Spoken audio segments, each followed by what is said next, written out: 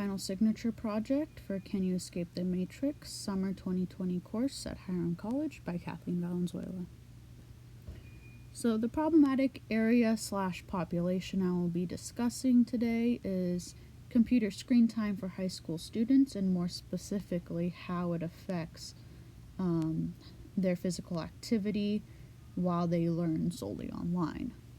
Due to the current coronavirus situation, students of all ages are completing coursework online, so that could be kids in kindergarten all the way up to college students who, as this class is, all online. So I know that my old high school did provide all of their students with Chromebook computers so they could do their work and complete their classwork, and I know a majority of those students do have at least 6 or 7 classes per day, which results in spending at least 6 hours a day staring at your computer for Zoom meetings, or even just completing the homework that your teachers gave you, and that's 6 hours at minimum usually, because I know some assignments with some professors or teachers could take longer than others. So moving on, here are 3 problems that I've outlined to help try to understand why this is an issue for a majority of students. So first off, students are more physically active on days they perform during PE. Therefore, students have a difficult time reaching recommended physical activity levels with computer-based learning.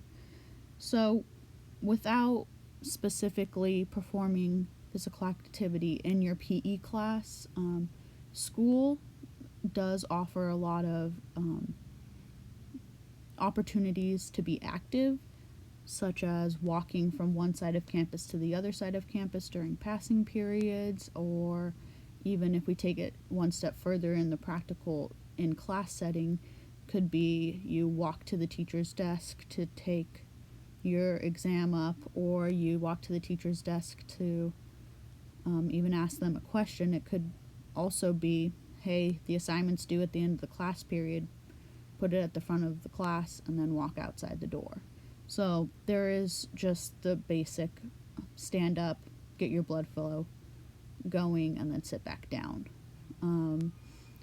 Next is reaching and maintaining proper levels of physical activity can help students fight obesity and increase their cognitive output.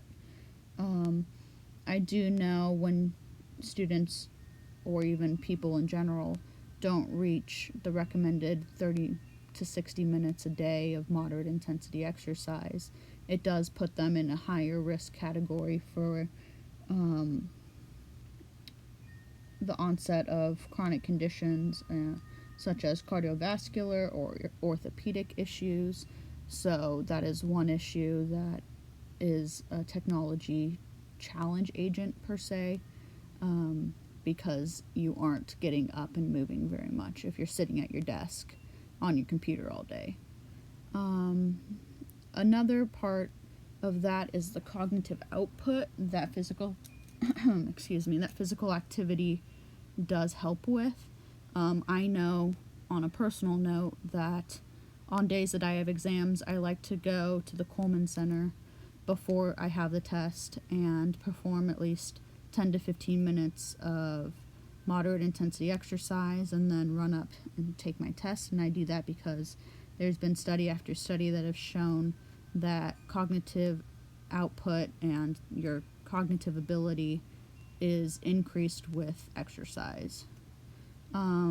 Thirdly, and last, extended amounts of screen time put strain on your eyes and acts as an obstacle to exercise.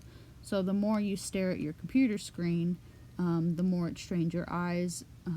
I understand this also on a personal note, because even doing this project and researching everything, putting the project together, I was pretty tired of looking at my iPad screen by the end of this, and I will be happy when it's over.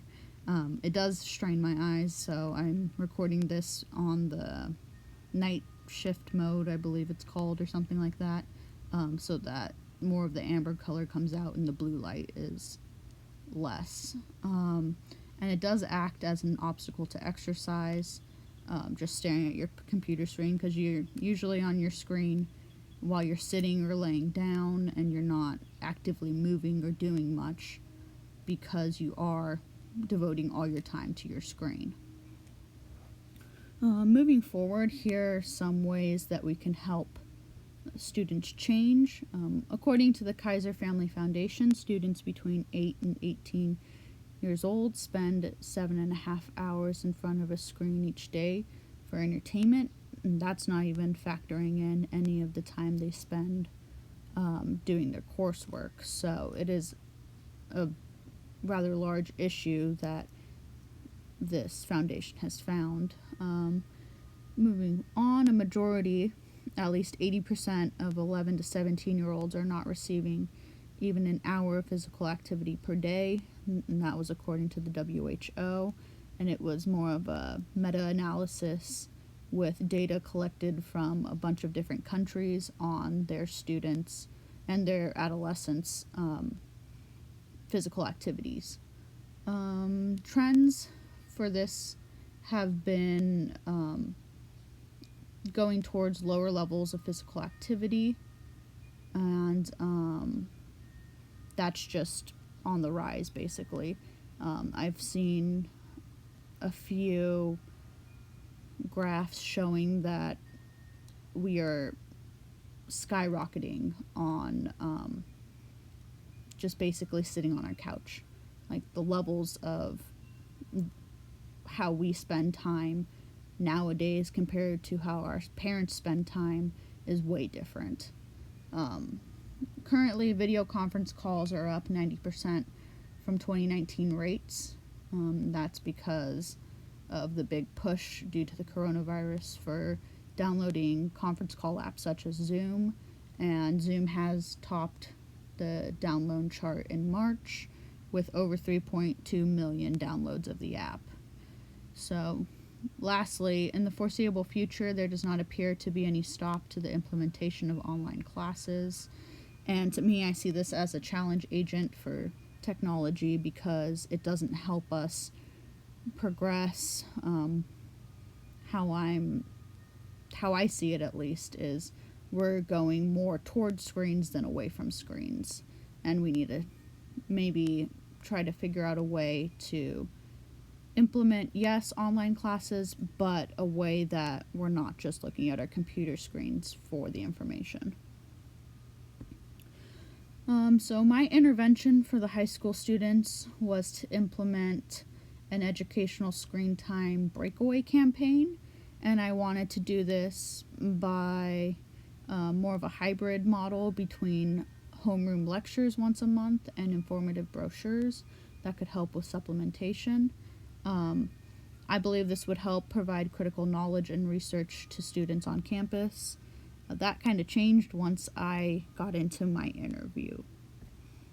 So I interviewed my high school PE teacher and softball coach, and after getting his perspective on how physical activity is affected during this time, I did learn that it wasn't just about the physical activity aspect, but more about the mental and emotional states that these high school students are in.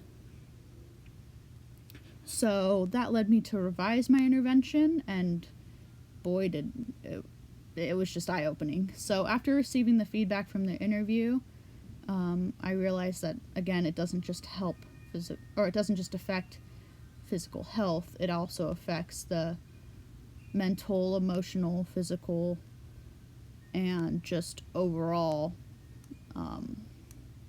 downsides of staring at your computer all the time.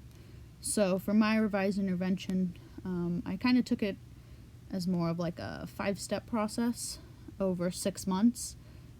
But I wanted to give the students a short, informative lectures such as TED Talks, because I know those are very informative and you're not staring at your computer for 35 minutes when your homeroom teacher is talking to you. Then I wanted to provide accompanying brochures to further their knowledge. And then I realized that brochures maybe might not catch everybody's attention, So I did want to implement like a free smoothie type of program. So for after every 10 hours of physical activity, the student receives a free Jamba Juice smoothie, which is a smoothie place over here that's really popular. I got this idea actually from when I was younger. I used to be a part of like the book reading club at the library, and every time you would read, I don't remember exactly how long it was, but every time you hit one of the milestones, you got a free gift card to somewhere that was more healthy eating, so like Jamba Juice or Subway, places of that sort.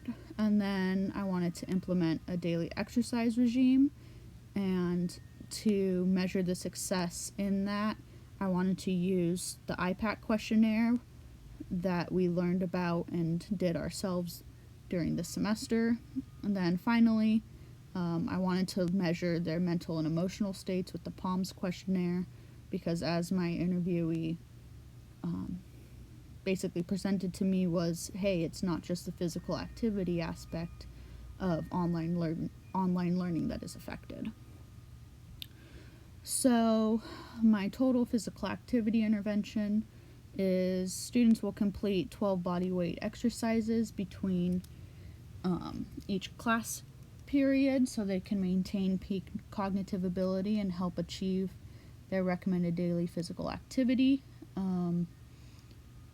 At this point, I really hope a majority of them do understand how to do, for instance, a squat or jumping jacks.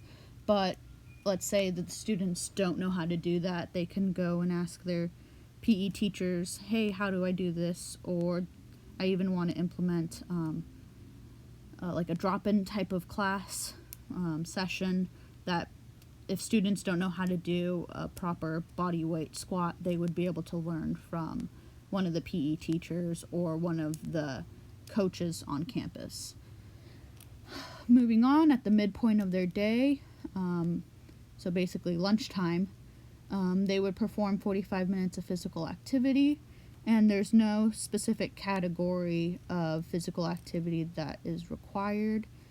So it could be cardiovascular, based, strength training, endurance training, even calisthenics types of training.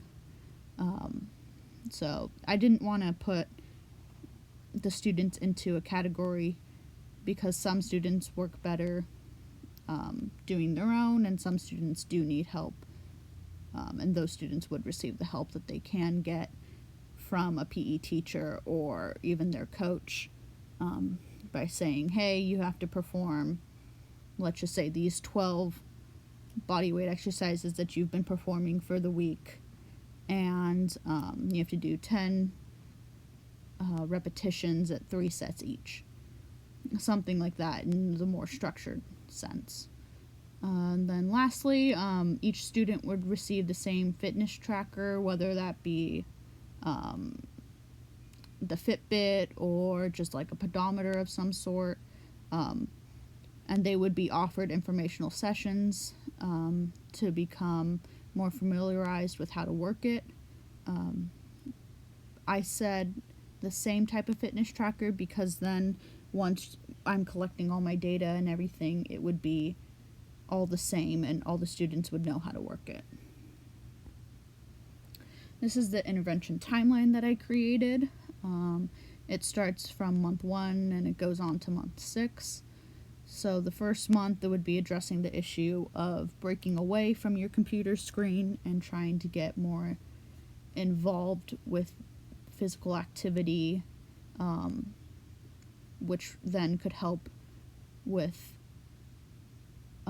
basically like your mental and emotional states, because physical activity does help reduce stress levels, and that can cause, or high stress levels can cause basically lower levels of physical activity. So to start off in month 1 would be the pre-questionnaires for all the students. So they're basically their baseline testing for their PALMS and their IPAC.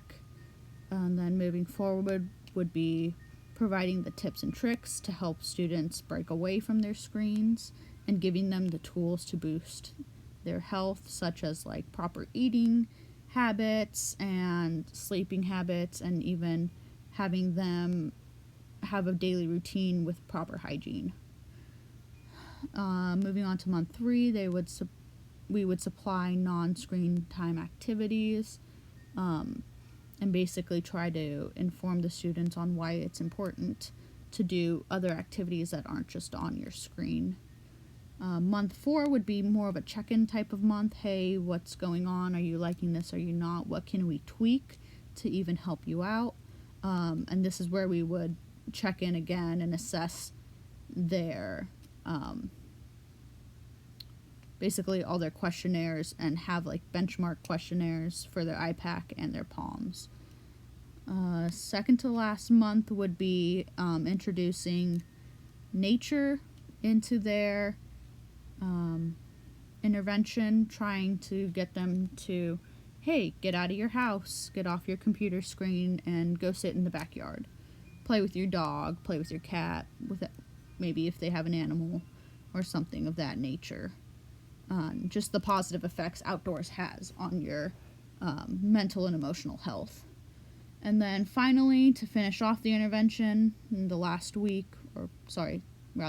month, would be allow students to ask additional questions that they have, and then get responses for liking and overall effectiveness with the intervention for the final post questionnaires. Lastly would be screen time and physical activity diagram. I have here, which is just a little 1, 2, 3, 4 steps of the cycle of, hey, if you don't perform physical activity, this might happen to you. So step 1 would be large amounts of screen time leads to lower levels of physical activity, which has been scientifically proven. Step 2 would be lower levels of physical activity as teens and young adults, helps form habits that carry over into adulthood, into your 30s, 40s, 50s. And then once you hit older adulthood, everything just goes downhill if you're not performing any types of physical activity. Step 3, little to no physical activity can lead to chronic diseases, like I said on previous slides. And lastly, step 4 would be chronic diseases lead to early morbidity and mortality rates in individuals. So that's just kind of like the cause and effect in a circular pattern. And thank you very much for listening. I hope that this helped. One thing that I didn't mention and that I forgot was this intervention would help students increase their physical activity overall, which would help the morale in a majority of students. It would increase their mental and emotional states during this difficult time. And then eventually, after all of those, test scores and grades would improve in all students. So thank you very much. Here are some citations.